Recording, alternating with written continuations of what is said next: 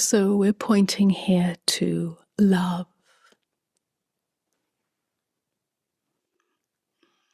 Not as a commodity, not as something that we must cultivate,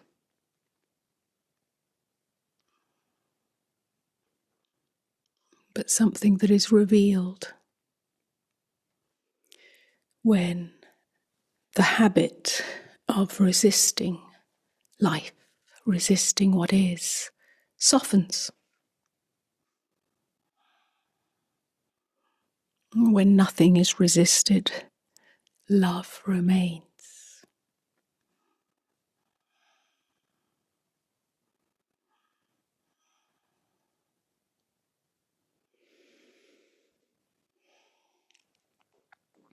Of course, when we function, operate in everyday life, we tighten against pain. We try to fix what's uncomfortable. We try to manage or protect or control experience. We seek certainty.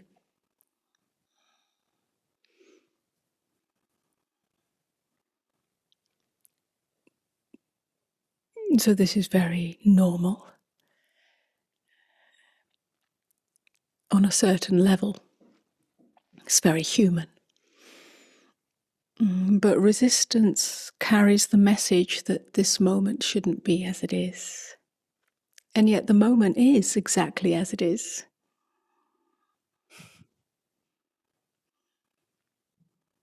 And so fighting resistance, trying to get rid of resistance, it simply creates more resistance, creates more opposition. And so we're invited to meet resistance with gentleness, with gentle awareness, which is simply a softening of attention, rather than judging resistance. Simply allowing, that very allowing softens resistance and allows us to discover that life does not fall apart when we stop resisting what is.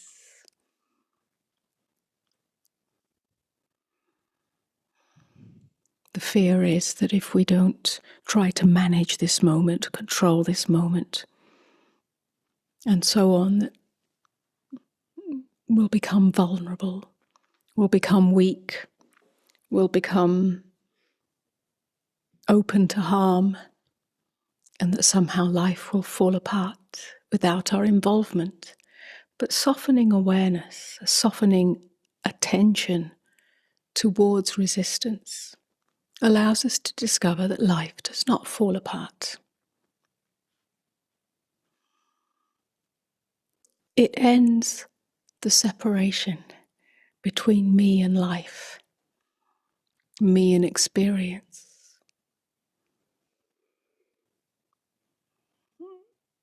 Life is allowed to meet itself without distance.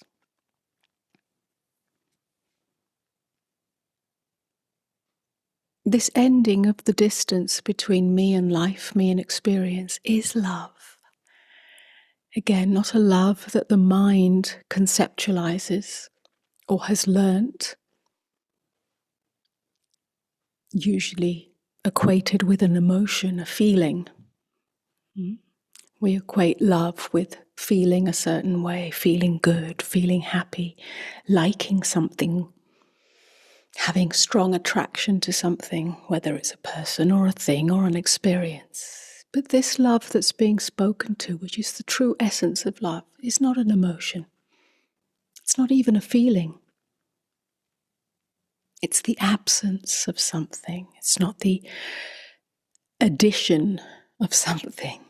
It's not the possession of something. It's the absence of something. What is it an absence of? the absence of the inner argument with life. Let me say that again. Love is the absence of the inner argument with life.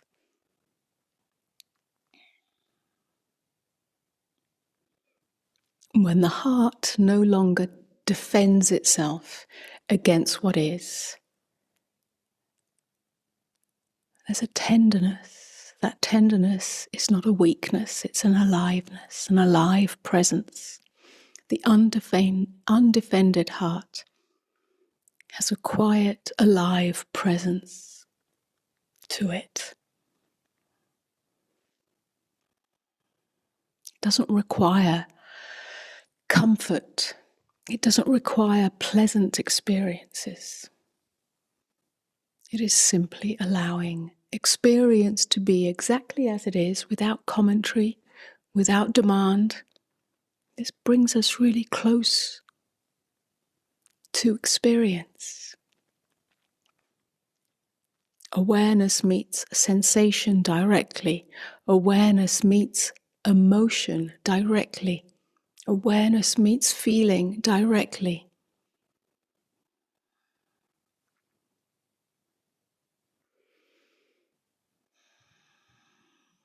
So love stops being something that you have to practice. It stops being something you have to cultivate. Stops being something that you have to express. Love has nothing to do with your behavior or your expression,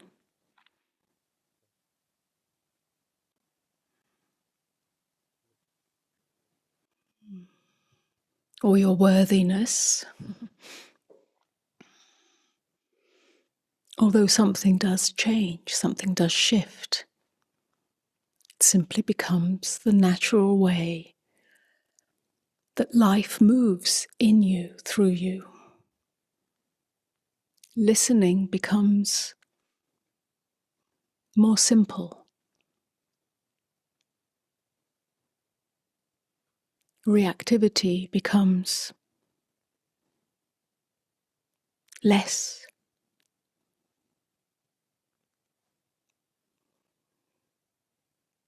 It has less of a hold on you.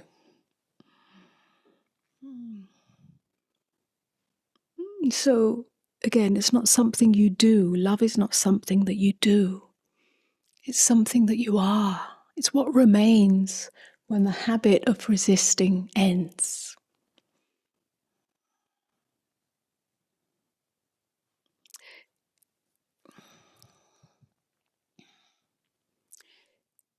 In this, there may be a noticing that love was never absent. Love is never absent.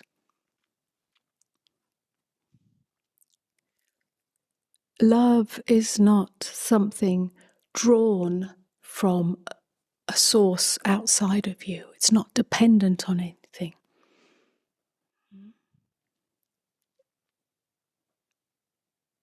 For most people, for many people, love is dependent on another person, dependent on an experience, dependent on a possession, dependent on a feeling state. So we unconsciously believe that love is in something else, caused by something outside of us. This is a great error, because then we go looking for love in an experience, in an emotion, in a relationship, and so on.